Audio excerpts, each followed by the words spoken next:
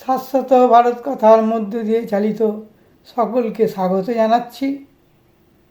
মনের কথা এই সময় আমি স্বামী শ্যামকৃষ্ণ সারদাশ্রম কাষ্টসাংরা দক্ষিণ পাড়া খোসালপুর আমতা হাওড়া থেকে স্বামী পরিব্রাজক স্বামী সত্যস্বরূপানন্দ বলছি। এর আগের ভিডিও কারেন্ট চলে গেছিলো বিদ্যুৎ বিভ্রাটের জন্য, পুরোটা হয়নি। তারপর থেকে বলছি, বিষয়টা ছিল মনের কথা, বিচিত্রে ভরাই মানুষ, মানুষের চরিত্র বোঝা বড় দায় বলেছি। তারপর থেকে বলছি, মানুষ নিজেকে বিশ্বাস না করে গুজবকেই বেশি বিশ্বাস করে। মানুষ ঈশ্বরের চেয়ে গুজবকে বেশি ভালোবাসে এবং বিশ্বাস করে। মানুষ অধিকাংশই বিষয়বস্তু নিজের চোখে দেখে না, অপরের চোখে দেখে, এবং যেটা দেখা উচিত সেটা দেখে না, আর যেটা দেখা উচিত না সেটাই দেখে। যেটা বলা উচিত সেটা বলে না, যেটা বলা উচিত না সেটাই বলে। ঈশ্বর আমাকে চোখ দিয়েছে, আমাদের চোখটা ভালো জিনিস দেখব, মন দিয়েছে ভালো চিন্তা করব, হাত দিয়েছে ভালো কাজ করব। এইটা হচ্ছে কথা।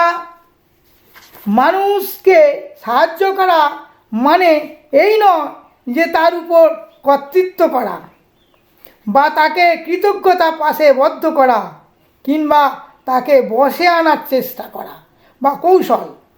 মানুষ জ্ঞাত বা অজ্ঞাত সারে যে কোনো ভালো বা অতি নিকৃষ্ট কাজ করেও প্রথম সারিতে নিজের নাম রাখতে পারে।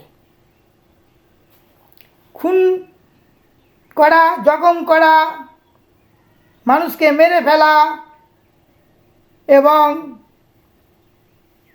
করেও নাম পাওয়া যায়। আজকাল তো মা বোনেদের ওপর, শিশুদের ওপর নারী ধর্ষণ বা শ্লীলতাহানি করছে, রেপ ধর্ষণ করছে, যাই হোক তবু নাম পাওয়া যায়। এবং সকলের ভীতির কারণ হওয়া যায়। পটকা ভিটকা বন্দুক চালিয়ে ধুমধাম করে দুর্নীতিগ্রস্ত রাজনীতির দলে নাম লিখিয়ে ধুমধাম করে ক্ষমতার অপব্যবহার করে। আজকের এমএলএ, এমপি, মন্ত্রী, পঞ্চায়েত থেকে শুরু করে আপ টু প্রধানমন্ত্রী, মুখ্যমন্ত্রী পর্যন্ত বিভিন্ন ধরনের তারা জড়িত বিভিন্ন মামলায়। ক্ষমতার অপব্যবহার তারা করছে। এই আর কি, ক্ষমতার পাগলেরা লোক, ইংরেজিতে বলে ম্যাড পাগল। যাই হোক, মানুষ এই রকম সত্য নির্ণয় করতে খুব কম লোকই পারে। মানুষের মান অভিমান সুরার নেশার মতো, মদের নেশার মতো মাদকতা, এটা বুঝতে পারে না। নিজেকে প্রতিষ্ঠা করা, কেউ কেটা করা মানে শূকরের বিষ্ঠার তুল্য হয়। সত্য যখন প্রকাশ হয় যে কোনো বিষয়ে, তখন সব শেষ হয়ে যায় বাবা। তখন কারো করার কিছু থাকে না। হাতের ঢিলটা যদি ছেড়ে দেওয়া হয়, ঢিল লাগবে, তাকে কি আটকানো যাবে? তীর ধনুকের তীর ছেড়ে দাও, বন্দুকের গুলি ছেড়ে দাও, তাকে সে ঠিক জায়গায় গিয়া তাকে আঘাত করবে। এই আর কি। ঈশ্বর একমাত্র শান্তিদাতা, গুরু ঈশ্বর, সবার আগে বিশ্বাস চাই। সুতরাং সবার আগে সত্য চাই, কারণ সত্যই বিশ্বাসকে জন্ম দেয়। যেখানে সত্য নেই সেখানে বিশ্বাস নেই, সত্যই ত্যাগের ভাবনা।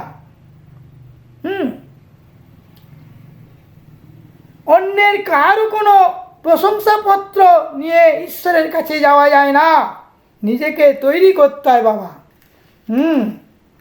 প্রচুর অভিজ্ঞতা, যা আমি মুখে বলি না, আচারে আচরণে আমি মেনে চলি। লেখকের লেখার সাথে তার চরিত্রগত মিল চাই, তবেই তিনি লেখক। ভাষণ যিনি দেবেন, ভাষণের সাথে তার চরিত্রগত মিল থাকা চাই। বড় বড় ভাষণ দিলাম, বললাম, মেনে চললাম না, এটা তো হতে পারে না। একটা কঠিন অসুখী শরীর মনের ভঙ্গুরতার পক্ষে যথেষ্ট। নিজের উপর ভরসা থাকে না। দুঃখ কষ্টই মানুষকে সচেতন করে সর্ববিষয়ে। তাই সাধু ব্যক্তিরা ইচ্ছা করে দুঃখ বরণ করে, ত্যাগ তিতিক্ষা নানা অভাব অভিযোগ রূপ কষ্টকে মাথা পেতে নেয়।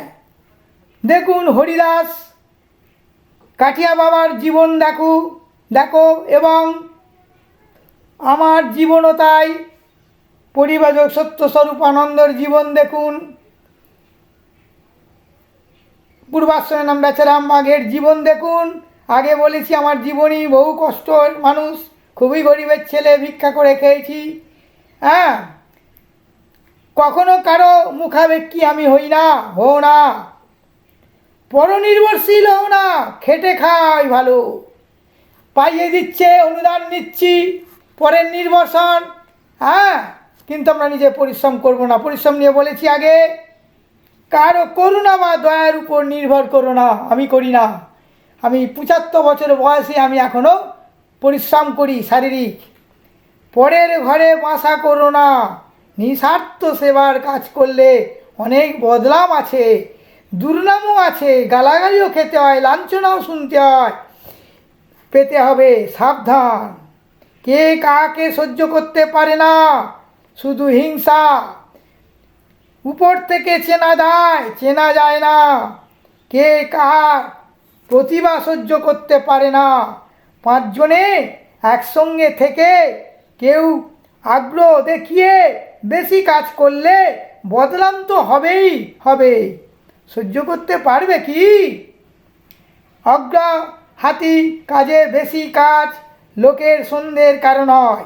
মানুষের মন সন্দেহের কারণ প্রবল হয়। সকলেই চায় তার কর্তৃত্ব মেনে চলুক, তার বশেই সবাই চলুক। মানুষের অর্থ ঐশ্বর্য পদমর্যাদা এলে তার চালচলন কথাবার্তা সব বদলে যায়। চোখের চাউনি গলার স্বর সব বদল হয়ে যায়। হ্যাঁ, দীক্ষা নেওয়া আজকে একটা বিরাট ফ্যাশন হয়ে গেছে, বিলাসিতা হয়ে গেছে। দীক্ষা নেওয়া, ঈশ্বর ভক্তি, সাধুগুরু ভক্তি সব প্রায় ফ্যাশন, শৌখিন হয়ে গেছে।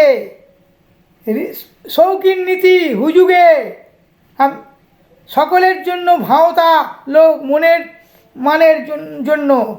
কিন্তু আজকে অমুক গুরুর দীক্ষা, অমুক আশ্রম থেকে দীক্ষা, অমুক আমার গুরু। হ্যাঁ, বিলাসিতায় ভরে গেছে। আশা আকাঙ্ক্ষা চাওয়া পাওয়ার যেখানে শেষ সেখানেই শান্তি। সকলকে সন্তুষ্ট করা যায় না। আমি সারা জীবন কষ্ট করেছি, আগেই বলেছি, কষ্ট পেয়েছি এবং এখনও কষ্ট করে চলেছি। আমার আদর্শ আমাকে যাদের ভালো লাগে তারা এখানে আমার কাছে আসবে, ভালো না লাগলে আসবে না। বাজারে তো কত দোকানদার আছে, যায় যে যেখানে ভালো লাগে, আমার ভালো লাগে আশ্রমে আসবে, নাহলে আসবে না। ও কতই তো আশ্রম আছে, যে যা চায় সে তাই পায়। এবং যতক্ষণ ভালো লাগে ততদিন সে ততক্ষণ যায় থাকে। আমি স্বভাবে কিন্তু শিশুর মতো সরল, অথচ প্রতিজ্ঞায় লোহার মতোই কঠিন। আজ এই পর্যন্ত। জয় গুরু।